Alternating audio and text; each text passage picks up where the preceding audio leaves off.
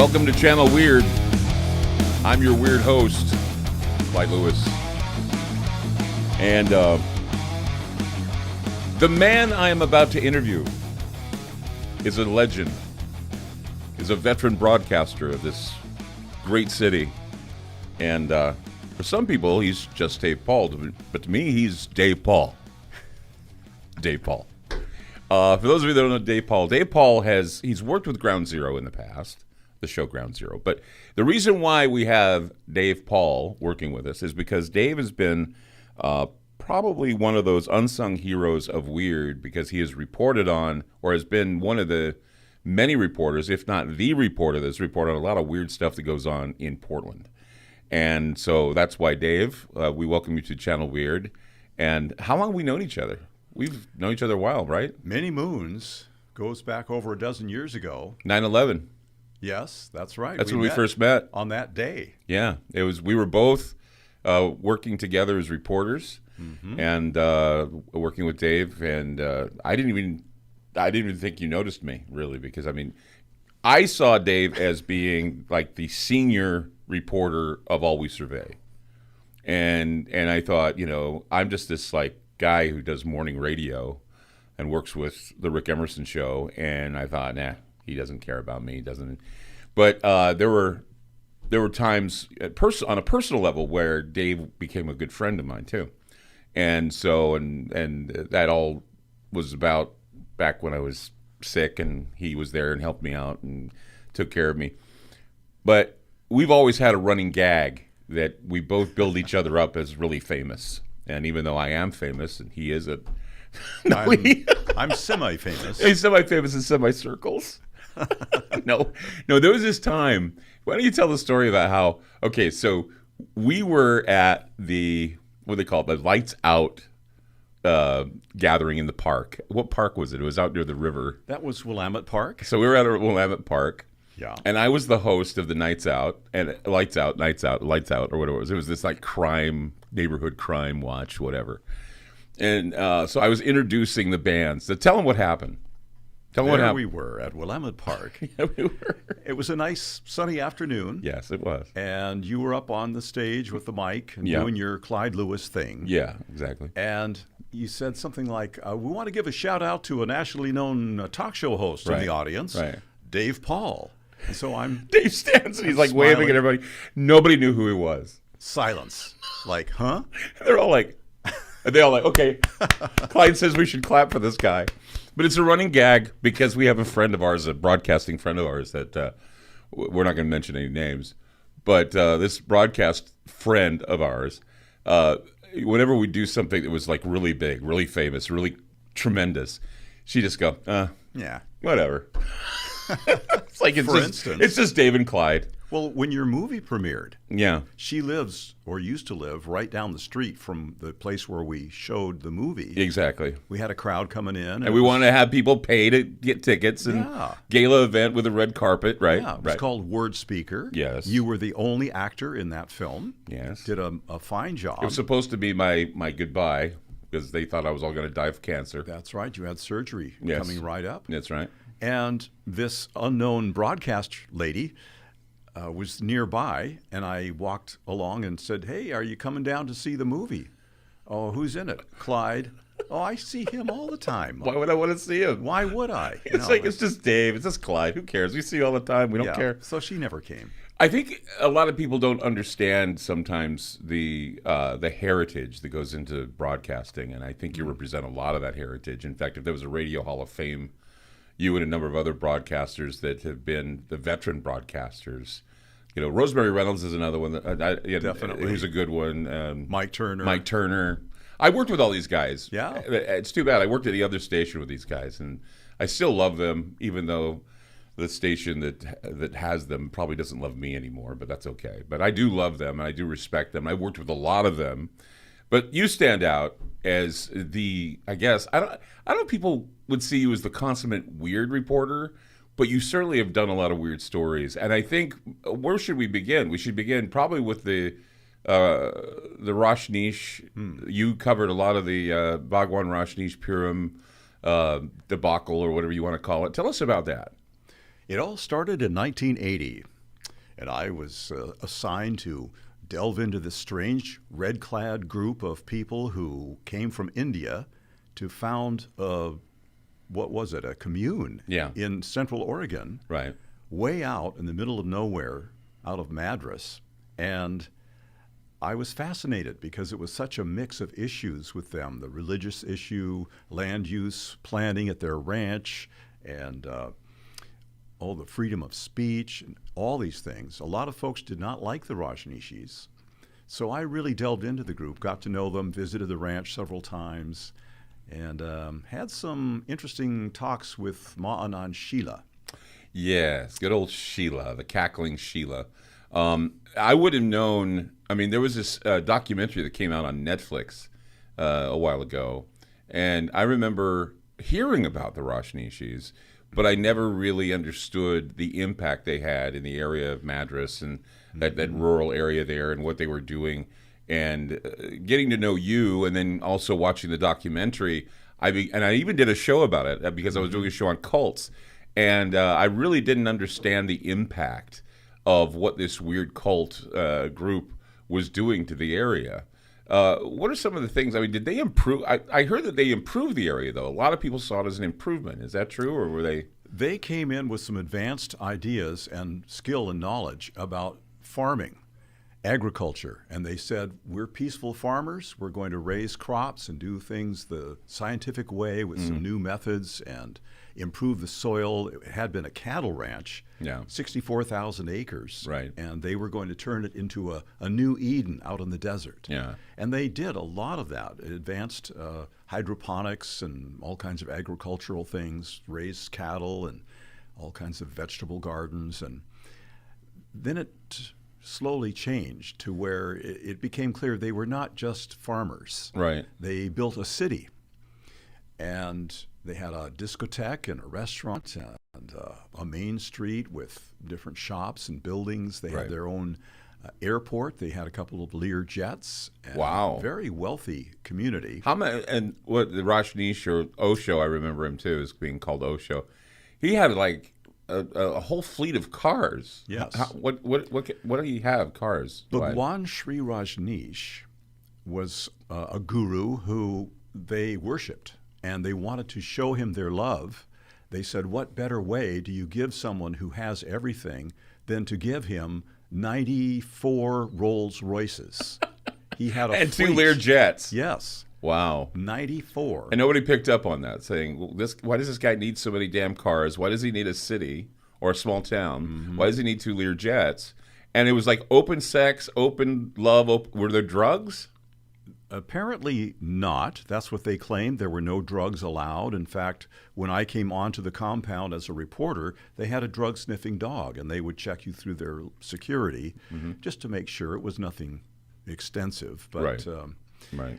They were smart people. They had a lot of education. There were lawyers and doctors amongst them, people who'd held public office, and the leadership was advanced. Well, okay, so Sheila, let's talk about Sheila for a moment. Mm-hmm. Okay, the Bhagwan Rajneesh was getting very old, and Sheila just ended up being the spokesperson for this group. What was she like? She was hot. Was she? She was. She was very attractive. An Indian woman who was smart and quick-minded, and she loved to mix it up with the reporters. It was like verbal jujitsu. Mm-hmm. Talking to her, she would never give you a straight answer. She would always twist and bend. And it was kind of fun because it was like a match with swords or something. You're duking it out. And, they used to make fun of her laugh, right? Yes. Somebody even wrote a song, had a 45. Oh, yes. Well, you were the one that presented me with that. I was doing a show about it, and you were the guy that said they made a 45 record of Sheila laughing and cackling. Who was that did that? Do you remember? That was Z100. Oh, really? Dan Clark. And it was called Shut Up, Sheila. You can find it on YouTube.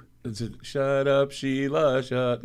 I remember I understand. I remember that because it was funny because when that I had you was associate that I knew that covered the Bhagwan Rajneesh, and of course Bob Weaver, who was the lawyer. Robert Weaver. Yeah, we know Robert too. I mean, Janine knew Robert before she met me. Yes. And so it's like we have all these connections. The 6 degrees of separation for the Bhagwan Rajneesh cult. And he's in the documentary. Yeah, he's in the documentary. Wild, I was Wild really Country. impressed. Wild Wild Country. I was really impressed because I was sitting there going, "Wait a minute, that's Bob Weaver." Yeah. And who's an amazing lawyer, and who actually I owe him because during my when I first came here to Portland, I wanted to organize for Ground Zero. He let me use his offices actually. Whoa. And we had a little get together. You were there, I think. Yeah, you were doing some fundraising, as I recall. That's where I met Matt Haley, and he drew the logo for us, and that logo has lasted forever because Matt Haley is one of those greats as well that's drawn for Superman and Wonder Woman and all the Avengers. So yeah, a lot of great acquaintances, a lot of weird acquaintances through time, and many of them you're my 6 degrees of separation for all this stuff because I've known you, and I can go 1 or 2 or 3, and I'm in the biggest weird pool of things. Like D.B. Cooper's another thing. Oh yeah. Every time we would go to Ariel, where allegedly D.B. Cooper had parachuted, you were there to do interviews and to do all sorts of reporting. What was your interest about D.B. Cooper?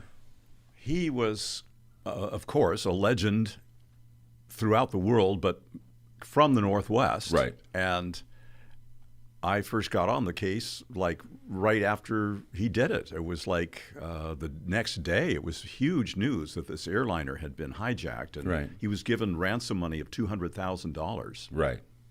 and just vanished into the night. Right. And it was fascinating. I've talked to the FBI. You've talked to them and trying to get more factual information. Is the case still open? Well, no, I think they've closed the case. But what's odd is that, and as you well know, and this is another thing about Dave Paull, how weirdness tends to come to me. Dave was doing a lot of investigative reporting in D.B. Cooper, and he lived in my neighborhood, Dave did, and I found out through another channel that a man by the name of Wolfgang Gossett basically told everybody that he was D.B. Cooper. I worked with him at a radio station in Bountiful, Utah. It was KCGL, KBBX. He did a radio show similar to what I do on Ground Zero. It was one of the first paranormal shows. But he was an Antioch priest. And he made this comment to, I guess, his sons and a few other people that he was D.B. Cooper. And I even had not necessarily an inkling, but I had this strange relationship with this guy because he was an exorcist, investigative reporter, paranormal researcher, but then he worked for the FBI. He worked with prisoners. He was involved with the Hi-Fi murder case. And when I asked another associate of his, I said, "What do you know about Wolfgang?" And he says, "Don't you dare get too involved with Wolfgang because he's got a lot of dark secrets that if you were to find out what these dark secrets were, you probably wouldn't associate with him." Then I meet Galen Cook, who's this lawyer out of Alaska, who basically tells me about Wolfgang, and I'm telling him about my experiences with him, and immediately I think to myself, this guy has got to be D.B. Cooper. Because, I hear everybody else's stories, and while I find them fascinating, I know that a lot of people want to say to me, well, you have this interest in D.B. Cooper. Here's who I think is D.B. Cooper, and I think, I don't care.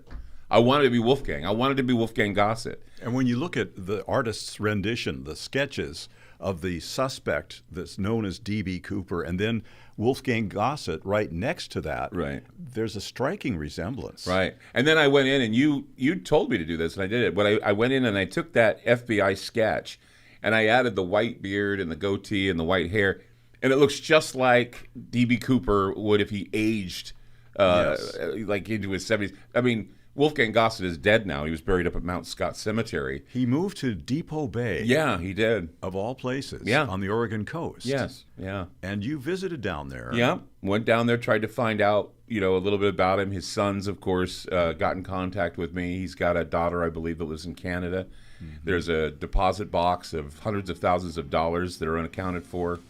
Mm-hmm. It's really mysterious. And Dave Paull, of course, the man behind investigating the Bhagwan Rajneesh Purim, D.B. Cooper. There are several others we're going to get to that Dave has had his hands in. A lot of good paranormal stories, a lot of good storytelling coming from Dave Paull, my guest, right here on Channel Weird. We'll be back.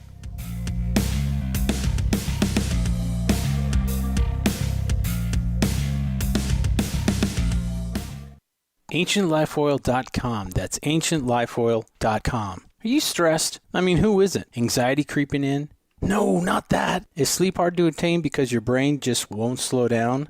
We're living in crazy times, and the fear knob has been turned up. Okay, there's an answer. Take a big breath, exhale, and go log on to AncientLifeOil.com. CBD, broad and full spectrum, organic and non-GMO CBD for you to enjoy. Change your tune from fear to calm, from brain overload to clear thinking. 0.003 THC on full spectrum and 0% THC on broad spectrum. Competitive pricing with the best quality. Also know everything is going to get better. No worries, be happy. CBD can help calm so your nerves don't think they're a 6-string electric guitar. Enjoy life, smile, and log on to AncientLifeOil.com for great CBD. That's AncientLifeOil.com. You'll be glad you did.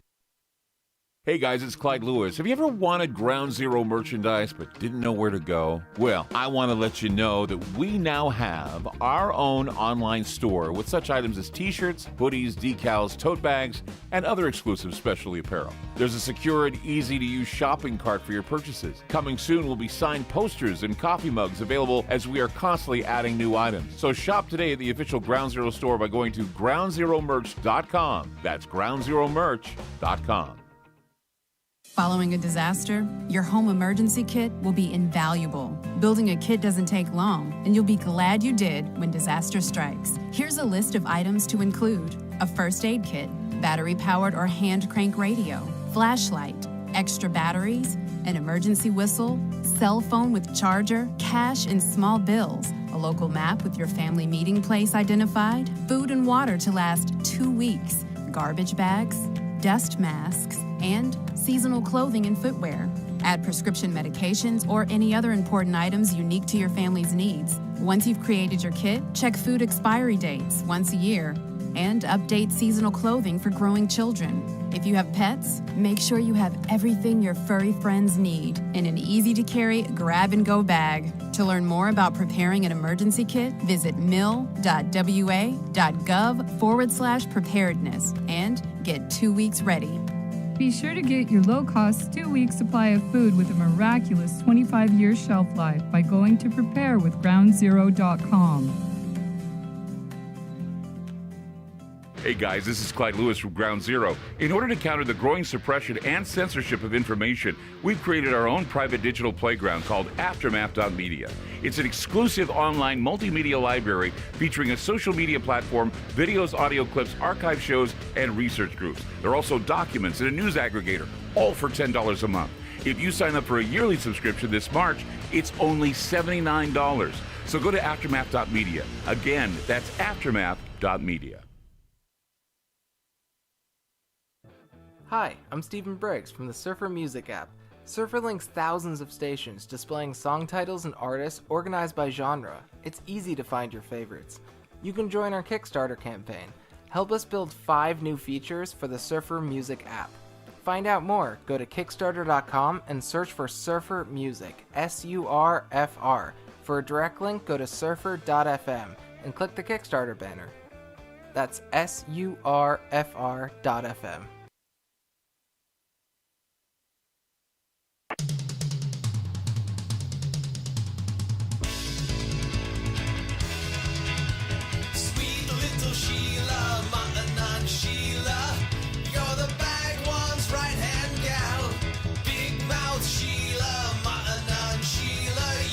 Take the silence vow.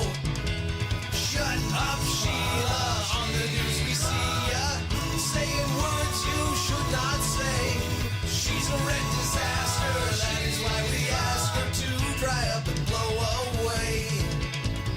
Me and Sheila go for a ride. Oh, oh, oh, oh, feeling funny inside. Then little Sheila screams in my ear. Ow, ow.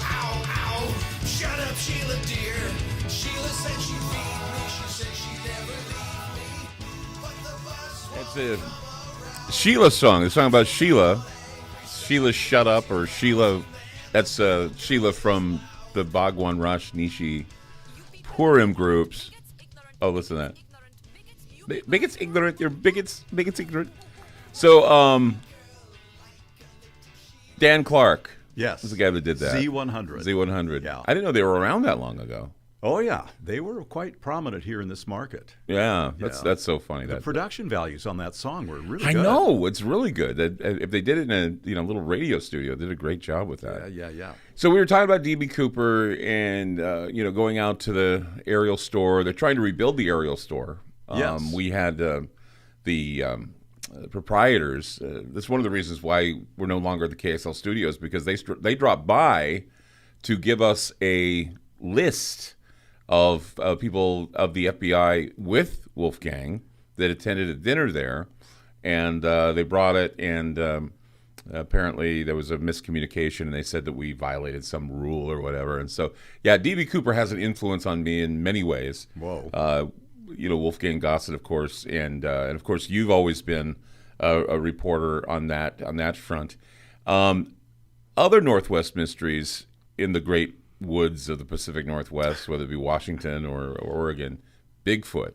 Oh, yes. Now, this has been something where, like for me, I always say there are stories I don't want to be famous for, and there are other stories I wish people would pay attention to. It's like when I really get to be a serious guy and I'm being very serious about something, somebody always says, well, what about that Bigfoot story? Or what about you seeing Bigfoot? Or what about this?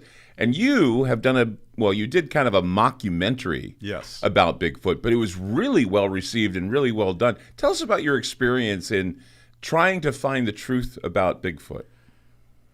It all started when my videographer said, hey, Dave, let's go up to Cougar, Washington. It's sort of like a backwoods town right close to Mount St. Helens. I love Cougar. It's a great place. It's wilderness area up there, very rugged country. Yeah. And let's talk to some of the locals. Let's find out their story, if they've ever heard anything or seen anything up there. So we did. We packed up and went up to Cougar and went to the local diner. I was being obnoxious. Hello, excuse me, folks. We're doing a documentary. Would you mind if I ask a few questions? Well, sure, go ahead. So I'd ask them, have you seen anything, heard anything out in the woods? Do you hunt? Do you hike? Right. You're out in the outdoors? Nothing. Right. Nothing. I talked to 50. They wouldn't talk to you. Well, they did, but they always said, yeah, no, I never saw or heard anything. Oh, man. 15 people we talked to, and nothing from anybody. Right. And so that became part of the documentary. Is it nobody has seen Bigfoot? Yeah. It's like, got nothing for you. So at the end, I throw my hat on the ground, and I'm cussing and mad like nobody said anything. Right. And then at the end, when the credits roll, you see this creature standing on a rock. Yes. And you're like looking at it going, wait a minute, is that Bigfoot? It sure looks like Bigfoot. Yeah, and it's quite funny because I said when I was watching the documentary, I said, this whole thing is an exercise in absolutely nothing. Yes. It is the most worthless. I don't know. I said to you, I said, what the point? You go to people, no, I don't want to talk about it. I don't know anything about it. I don't know nothing. It's a show about nothing. And then at the end, the credits are rolling. You look and is that Bigfoot right there? Uh-huh. And it's like, wow. Dave Hudkins did that. Yeah. He's our special effects guy. Yeah. He had some video of a woman standing next to the stream, looking out over the water. He added fur to her form and made her into Bigfoot.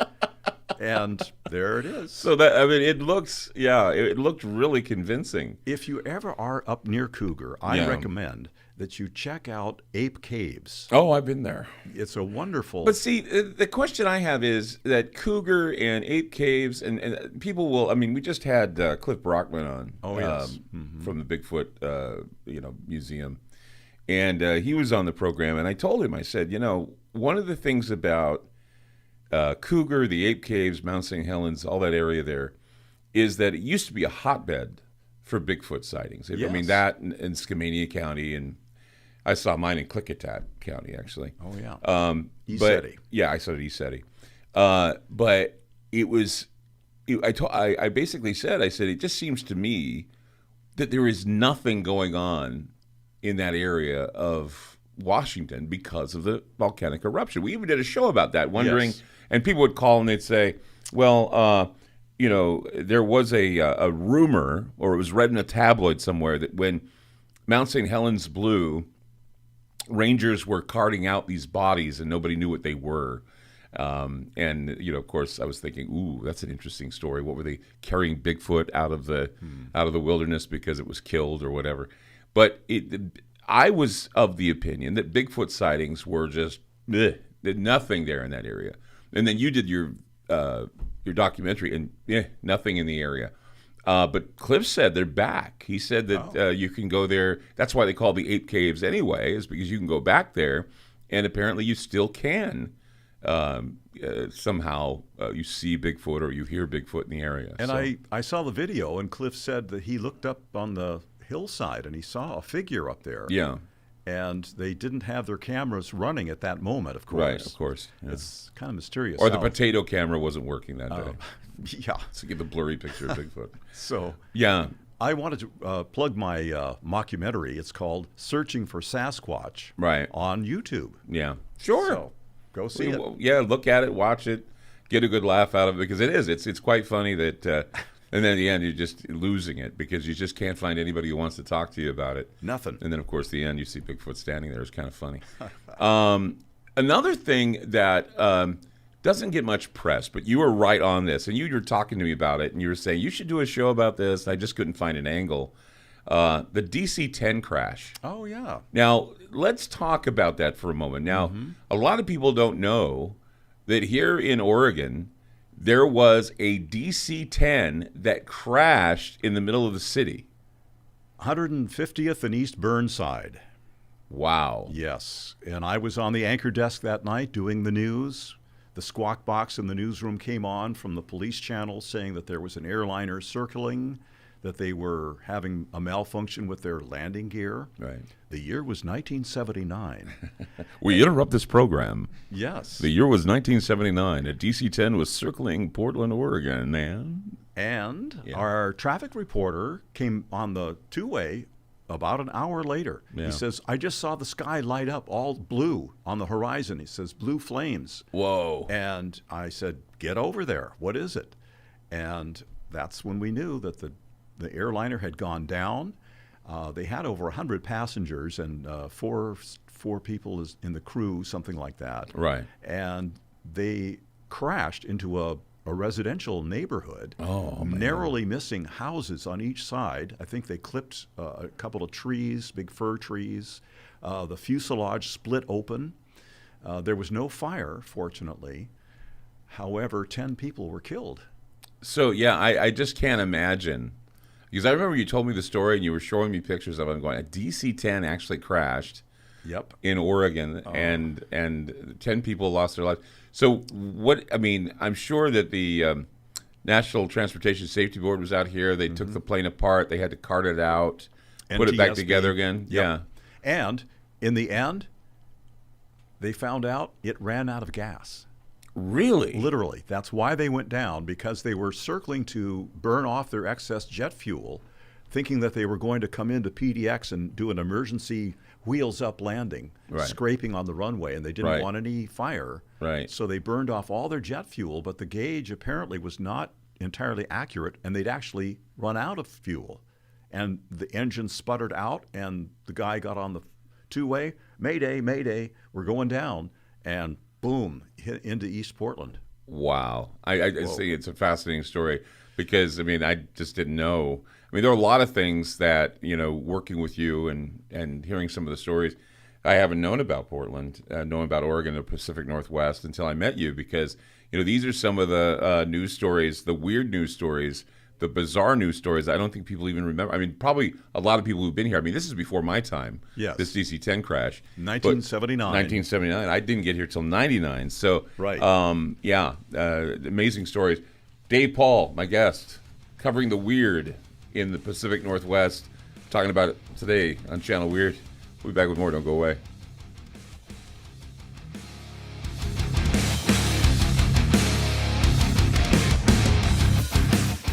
AncientLifeOil.com. That's AncientLifeOil.com. Are you stressed? I mean, who isn't? Anxiety creeping in? No, not that. Is sleep hard to attain because your brain just won't slow down? We're living in crazy times, and the fear knob has been turned up. Okay, there's an answer. Take a big breath, exhale, and go log on to ancientlifeoil.com. CBD, broad and full spectrum, organic and non-GMO CBD for you to enjoy. Change your tune from fear to calm, from brain overload to clear thinking. 0.003 THC on full spectrum and 0% THC on broad spectrum. Competitive pricing with the best quality. Also know everything is going to get better. No worries, be happy. CBD can help calm so your nerves don't think they're a 6-string electric guitar. Enjoy life, smile, and log on to ancientlifeoil.com for great CBD. That's ancientlifeoil.com. You'll be glad you did. Hey guys, it's Clyde Lewis. Have you ever wanted Ground Zero merchandise but didn't know where to go? Well, I want to let you know that we now have our own online store with such items as t-shirts, hoodies, decals, tote bags, and other exclusive specialty apparel. There's a secure and easy-to-use shopping cart for your purchases. Coming soon will be signed posters and coffee mugs available as we are constantly adding new items. So shop today at the official Ground Zero store by going to groundzeromerch.com. That's groundzeromerch.com.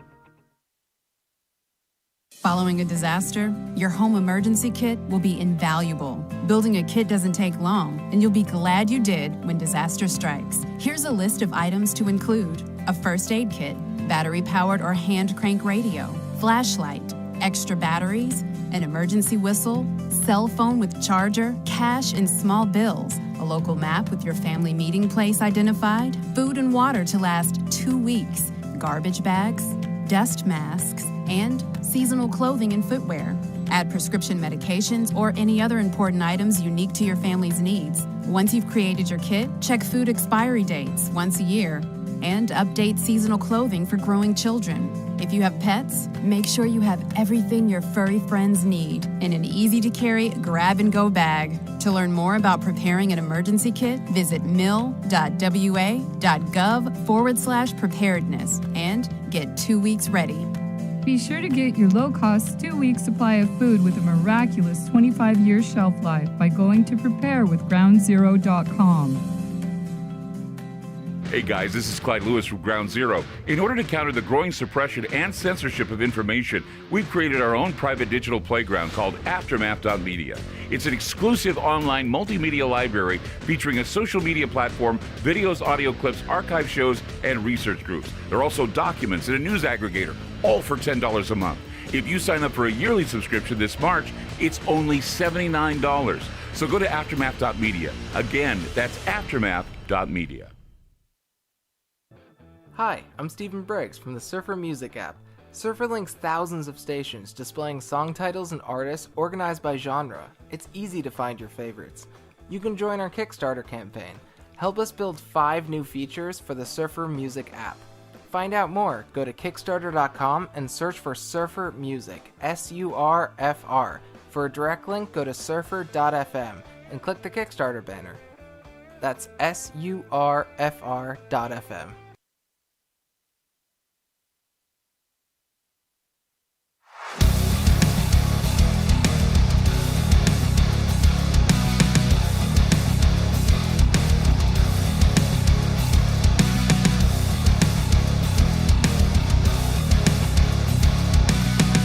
Okay, guys, it's Channel Weird. Dave Paull. Just Dave Paull. Just us. Yeah, what the heck? What the hell? Mount St. Helens. You knew I wouldn't not talk about Mount St. Helens. 1980s. Was it September Day? Let's see. Was it May Day? May? September? May 18th. May 18th. 1980, a Sunday morning. A Sunday morning. May 18th, Sunday morning. Who was it? Okay. So you were running the news desk that day? Yes. Okay, so you were running the news desk that day. Then it was during a traffic report in a plane. Am I correct? Well, what happened? Okay, so what happened? Let's just tell the story. I'm trying to remember back in the day where Dave Paull was younger and vibrant and sitting at the news desk when all of a sudden a mountain exploded some 50 miles away from Portland. Go ahead. Yes. Before May 18th, our crack reporter Mike Beard was up in the traffic plane. he took it up during the noon broadcast on March 27th, and he radioed into the news director, hey, something's happening up here. I'm seeing some kind of eruptive activity, March 27th. And they put him on live, and he said, I can clearly see the black smoke coming up out of the stark white snow. It's no illusion. This is real. There is an eruption, and this was the first little kind of burp of gas out of the mountaintop, well before the major eruption. So he was flying along out there, and he saw black smoke coming up from the snow. Yes. And, I mean, that would be terrifying. He said it was heat coming up, venting out of the mountaintop, and the plane was rising up, and they could feel the heat inside the cockpit of the plane. Wow. And that's a lot of heat. Whoa. So, okay, so he first saw the plume. Mike Beard first saw the plume. And then let's fast forward. Well, there were earthquakes there. Swarms of earthquakes. Right. I mean, unusually intense and frequent. Much like what we're getting in Mount Hood right now, which is kind of bizarre. Well, yeah, they've been like, 5,000 or so minor little shakes that happened like a week or two ago. Mm-hmm. And I was talking about it a little bit because, I mean, I've been hearing like thuds and thumps, and I'm thinking to myself, I'm 50 miles away from. Yes. Not even that. I mean, we're 30 miles away because we're on 26 right there in Pine, the area there, Pinehurst area. Yes. And I mean, I worry that if the mountain was to blow, we get taken out with it because when St. Helens blew, it was affecting towns some 40, 50 miles away. Oh, yeah. Kelso Longview was in the crosshairs of a mudslide. Yes. And it was just scary. Yes. So tell us about what happened in May. Where was everybody? What were you doing in the newsroom? What do you remember from that day? There were worldwide alerts going out from Mount St. Helens, from the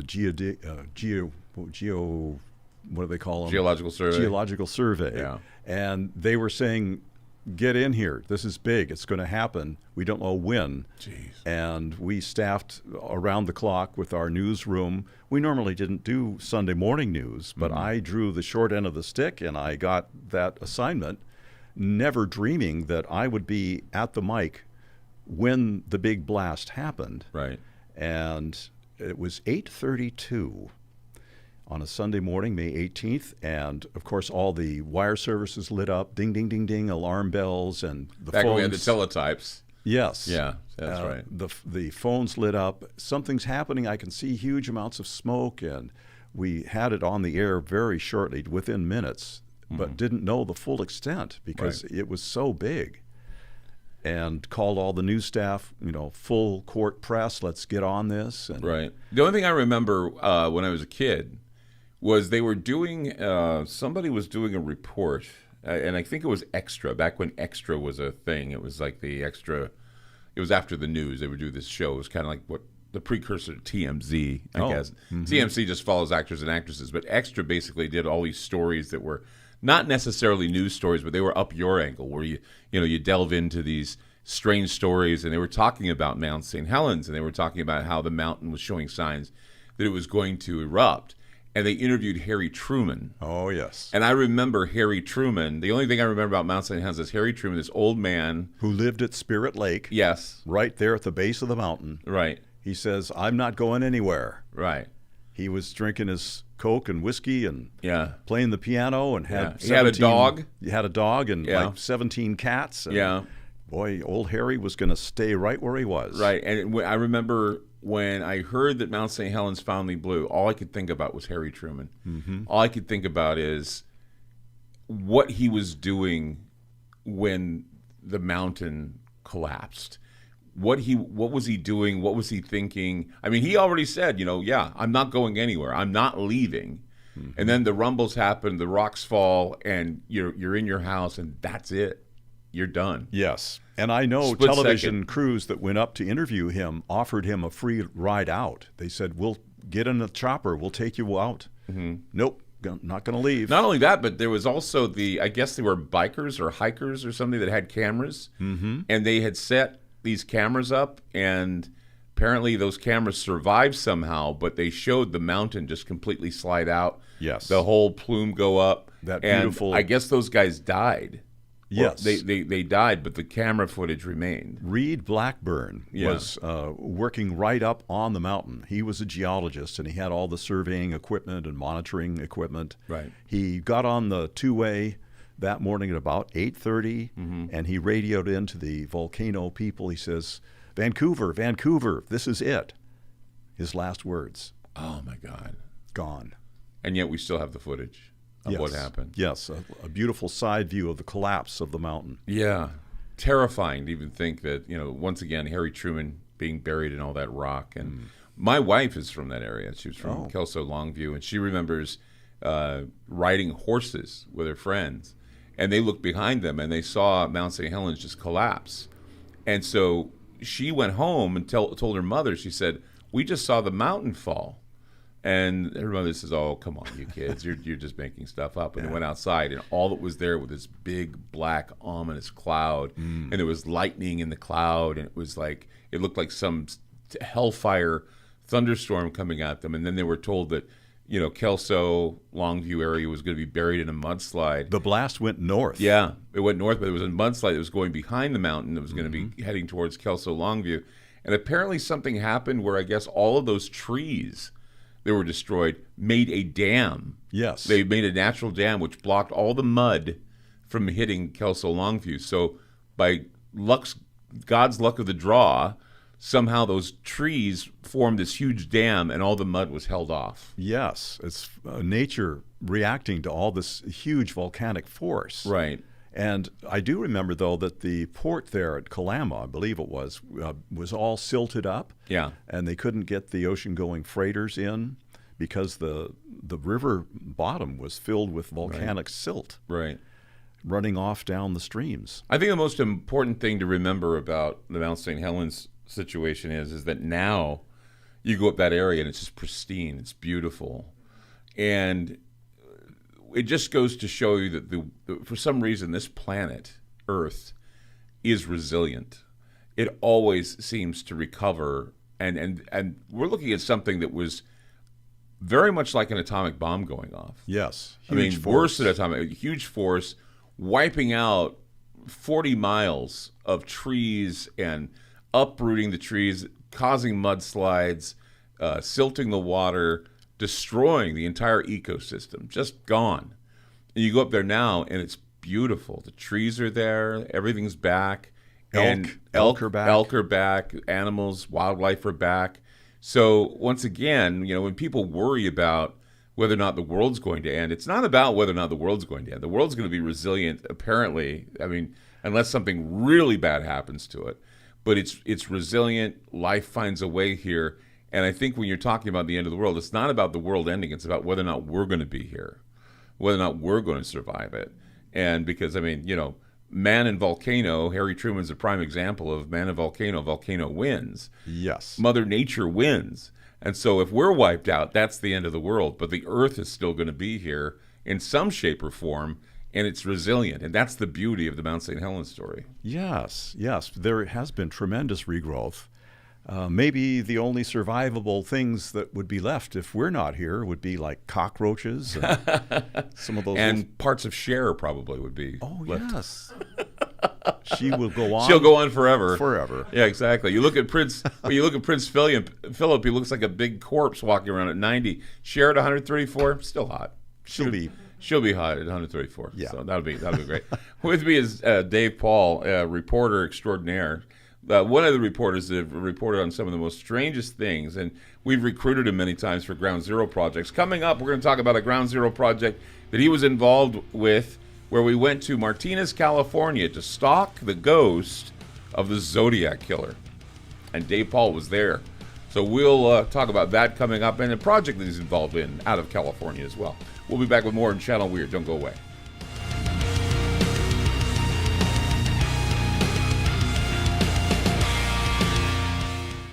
AncientLifeOil.com. That's AncientLifeOil.com. Are you stressed? Who isn't? Anxiety creeping in? No, not that. Is sleep hard to attain because your brain just won't slow down?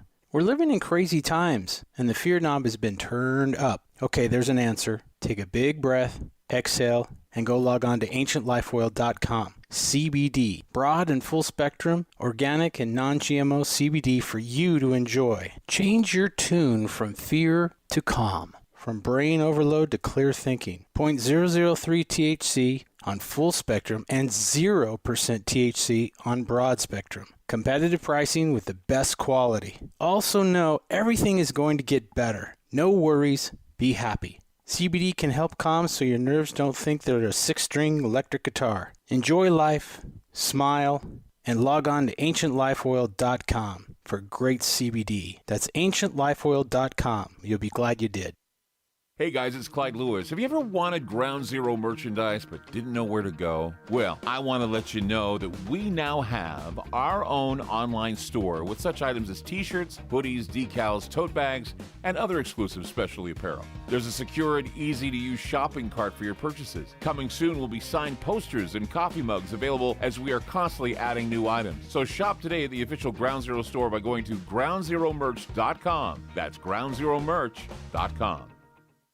Following a disaster, your home emergency kit will be invaluable. Building a kit doesn't take long, and you'll be glad you did when disaster strikes. Here's a list of items to include: a first aid kit, battery-powered or hand crank radio, flashlight, extra batteries, an emergency whistle, cell phone with charger, cash and small bills, a local map with your family meeting place identified, food and water to last 2 weeks, garbage bags, dust masks, and seasonal clothing and footwear. Add prescription medications or any other important items unique to your family's needs. Once you've created your kit, check food expiry dates once a year and update seasonal clothing for growing children. If you have pets, make sure you have everything your furry friends need in an easy-to-carry grab-and-go bag. To learn more about preparing an emergency kit, visit mil.wa.gov/preparedness and get 2 weeks ready. Be sure to get your low-cost 2-week supply of food with a miraculous 25-year shelf life by going to preparewithgroundzero.com. Hey guys, this is Clyde Lewis from Ground Zero. In order to counter the growing suppression and censorship of information, we've created our own private digital playground called Aftermath.media. It's an exclusive online multimedia library featuring a social media platform, videos, audio clips, archive shows, and research groups. There are also documents and a news aggregator, all for $10 a month. If you sign up for a yearly subscription this March, it's only $79. So go to Aftermath.media. Again, that's Aftermath.media. Hi, I'm Stephen Briggs from the Surfer Music app. Surfer links thousands of stations displaying song titles and artists organized by genre. It's easy to find your favorites. You can join our Kickstarter campaign. Help us build 5 new features for the Surfer Music app. Find out more, go to Kickstarter.com and search for Surfer Music, S-U-R-F-R. For a direct link, go to surfer.fm and click the Kickstarter banner. That's SURFR.fm.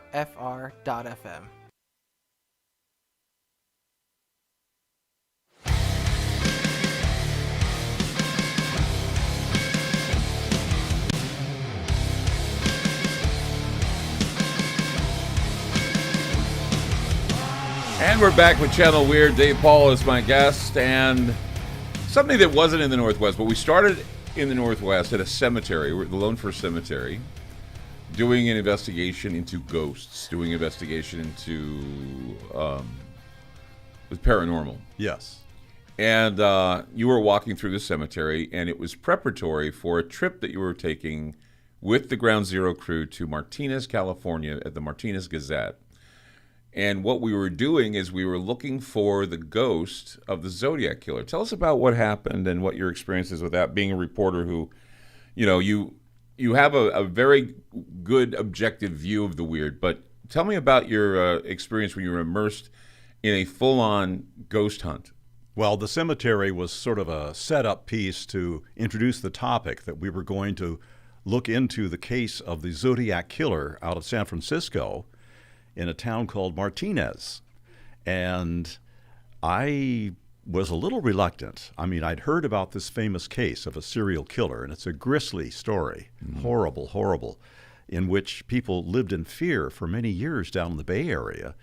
And I decided to go with it and to come with you because you were kind enough to invite me down, and we all flew down to Martinez, and you set up shop right there at a newspaper office, the Martinez Gazette. Yeah. That was a nice, comfortable place to be, and it was where one of the suspects in this case had once worked. Geico, what's his name? Richard Gaikowski. Gaikowski, yes. And it was kind of calm at first. You set up your live radio feed for your national hookup. Mm-hmm.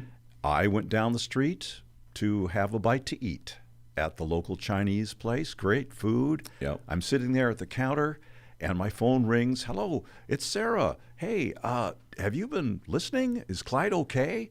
And I said, well, what do you mean? I'm just having dinner.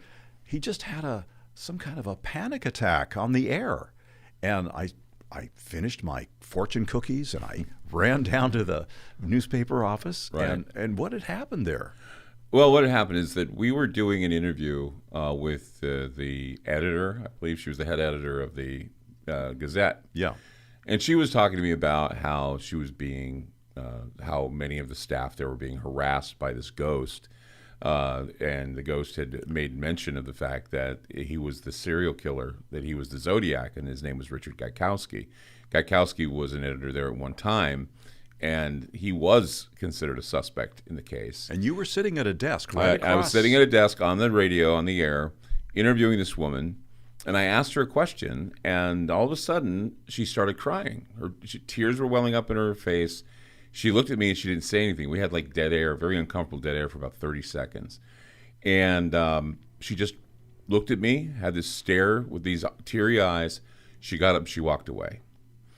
And one of the ghost hunters that was there, they had the ghost hunt going on as I was on the air. And one of the ghost hunters said, "Oh, so you pick on the weak. Come and pick on me. You know, you pick on a woman. You know, you're going to pick on me, right?" And he's just taunting the spirit. And actually, the reality is that she wasn't the weakest of the weak there. The weakest of the weak was me. And the reason why was because I was no more than 3 months out of surgery from my second kidney cancer nephrectomy. And they told me that I'd be okay to go on this trip. So I was there, and I was doing fine. My health was okay. I mean, everything was healed on me, but I was still, of course, a little, off kilter and wasn't as strong as I could be, but I was able to go on this trip. So what had happened is that after the ghost hunters were taunting the ghost, I felt this feeling come over me where it felt like my windpipe was shutting down, that it was closing in on me and I couldn't breathe. And I was on the air, so I didn't know what to do. I've never had that experience before where I couldn't talk, or I felt shaky. I started crying. I started breaking down, and I felt like I needed to throw up. I felt like I needed to throw up. I mean, they grabbed a trash can, put it there near the desk, and what had happened is James Evan Pilato, who was the producer, took over for me. We were on the national. We were also being heard on Sirius FM all over the country. This going on. I ran outside, grabbed onto a tree, took off my shoes, put my feet in the mud, grabbed onto a tree, and just barfed. I was like throwing up everywhere, and I didn't know what was going on with me. And even when the ghost hunt was over, everybody wanted to go celebrate and hang out together. I wasn't. I was in the car sick. I was sick the whole night. So I don't know what had happened. I would assume that I was being attacked by an entity. Because people say, "Oh no, Clyde ate," because they had like pizza boxes and Coca-Cola cans and bottles everywhere, and people said, "Oh no, he ate pizza. That's what did it." I wasn't. I was eating Chinese vegetables. I had to eat healthy food because I just got out of the hospital, and so people were making judgments saying that it was all faked and everything. But no, I really, truly, and you were there, you saw it. Yes. By the time I got back, much of what you're describing had already happened. Yeah. And I looked around and I said, "What? What?" Yeah. And I went and saw the video of all of this, and it was drastic. It was like, oh. Yeah, it was horrible. And there was something else that happened too. There was a woman that showed up at the place. She brought in this hood that had these Zodiac Killer's logo on it, or the insignia. And when I told her, I said, "This looks like the thing that was used in the murder," and she goes, "It was." And I said, "Who are you?" And she says, "I was a girlfriend of Richard Gaikowski's." Wow. And I immediately just thought, "Oh my God, this is scary." And in fact, they were Satanists. They were part of the Black Lodge, or the Black where Anton LaVey did his thing. We found out that they were Satanists. So the whole thing was kind of creepy. The whole thing was just completely something that I didn't expect. What did you sense? Was there a feeling, a spirit, presence? Oh yeah. It was evil. They shut down the Martinez Gazette after a few months, a year or two after we left. Yes. So moved. Yeah. No, I thought they shut it down. Oh. They shut it down completely. They don't have it anymore. Oh. Maybe they moved. I don't know. We'll look into it. But yeah, apparently that building is now empty because it just was haunted. There was nothing. They couldn't get any work done. There was too many things going on, and it was a very creepy affair. But you were there. Gaikowski was an official suspect at one point. And there was also somebody. They just recently translated the cipher. That some of the ciphers, and they point to Richard Gaikowski. So, and we even had an EVP of him saying, "My name is Richard Gaikowski," or Richard Gaikowski. It was weirdly worded how he said it. Oh. So we had that. And of course, you've worked with a lot of other people in California. There's another thing you're working on right now, a project. Yes. Yeah, we'll get to that. But I just wanted to say a shout out to your crew. Wes, Scottco, and Brian, they were both with us, did a standout job. Yeah, they did. Good guys to work with. And but I've never felt as tense as I felt that night. I mean, it was just, you could cut it with a knife. It was scary. This eerie sense of danger it was in terrible. that room. Mm-hmm. It was probably the first time I've ever felt a room being almost like something satanic was in that room. It was just really creepy. Yes. And it's not just something I was thinking about, because it's a nice place to be. It was an office that just seemed to have this haunt. I liked behind Martinez as a community. Yeah, it's a great place. Good place. I love San Francisco, and I love that area. But speaking of California, I'm affiliated with a YouTube channel that comes out of L.A. My producer, Rod Harrell, is there, and he's doing a bang-up job on his channel. It's called Orthicon Ghost. The name of the show is Beyond the News, and he's done over 100 episodes so far. Right. It's a satirical show. It takes our current events and looks at them through a lens of satire and comedy. And conspiracy theory. Yeah, lots of that. Because I've seen that. I've seen snippets of it. I've seen videos of it, and it's a remarkable little piece, because it's just him, and occasionally gets help from others, but it's just him, and he just carries it with these news stories, and he plays the characters. It's almost like it's a one-act play that he does on video, but he carries the characters, and then you're involved. You do the voice, and you do other things, and you do introductions, and you do reporting as well. But it's like it takes some of what we call the fringe stories, or some of the and even some political stuff, and just eviscerates it with conspiracy theory, comedy, wild stuff, Saturday Night Live skit type of thing. Right. And he's a writer, he's a director, he produces, and he does all the videos. He's an actor. He is. He's a wonderful. What movies? He's been in movies, right? Character actor. Yes. Let's see. He was in a couple with George Clooney. Oh. He was an extra in Hollywood. One of them was Hail Caesar. I remember that movie. Yes. Well. And I'm kind of skipping the He does a lot one. of Coen Brothers movies. That's right. He was in a couple of Coen Brothers, doing, again, some extra background work, but he's making a go of it in Los Angeles. It's, as you know, it's a very insecure trade, and he's hanging in there. So yeah, and he's a survivor too. He went through a really big health scare there for a minute, and yes, Rod Harrell had some serious bouts with cancer, and he seems to be fit and healthy today. He's a survivor. I mean, I remember when he went through it. I was feeling really bad for him.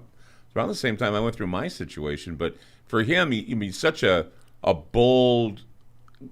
I guess you'd call him a bulldog when it came to investigate. He wrote a thing about John Lennon. Yes. He produced on John Lennon. He did. And it's on YouTube. You can Yes. find that one also. Rod Harrell. And all good luck to you, Rod. He's a feisty guy. He's a good guy. Yeah. He's a good guy. Check him out when you get a chance. It's always fun to watch him do his stuff. Dave Paull, sounds like the music is coming, and that means we're done. They're playing our song. They're playing our song. Thank you for joining us today on Channel Weird. I hope Thanks you had so a much. good job, good time, and Did. great. And we'll be seeing you somewhere and cheering you on. We're going to get an audience of nameless people, and Thank you. we'll give you all the accolades you deserve. Yay. Thanks, Clyde. Thank you all, and thank you for joining us with Channel Weird, and we'll see you next week for sure.